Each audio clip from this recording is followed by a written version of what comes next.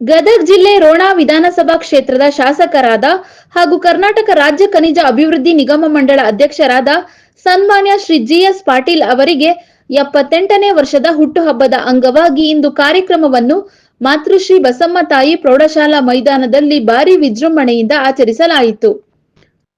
ರೋಣ ಗಜೇಂದ್ರಗಡ ಮುಂಡರಗಿ ತಾಲೂಕಿನ ಕಾಂಗ್ರೆಸ್ ಪಕ್ಷದ ಹಿರಿಯ ಮುಖಂಡರು, ಯುವ ಘಟಕದ ಯುವಕರು, ಹಿರಿಯರು ಹಾಗೂ ಗ್ಯಾರಂಟಿ ಸಮಿತಿಯ ಆಡಳಿತ ಮಂಡಳಿಯವರು ಹಾಗೂ ಸದಸ್ಯರು, ವಿವಿಧ ಸಂಘ ಸಂಸ್ಥೆಯ ಎಲ್ಲಾ ಮುಖಂಡರು ಹಾಗೂ 3 ತಾಲೂಕಿನ ಅಪಾರವಾದ ಅಭಿಮಾನಿ ಬಳಗದಿಂದ ಹರ್ಷೋದ್ಧಾರದ ಹುಟ್ಟುಹಬ್ಬವನ್ನು ಆಚರಿಸಿದರು.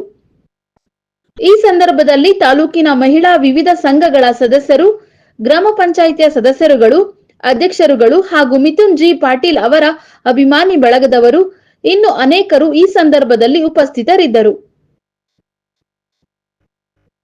ವರದಿ ರುದ್ರಪ್ಪ ಹೆಬ್ಬಳ್ಳಿ ರೋಣ, NKS TV4 ಗದಗ್.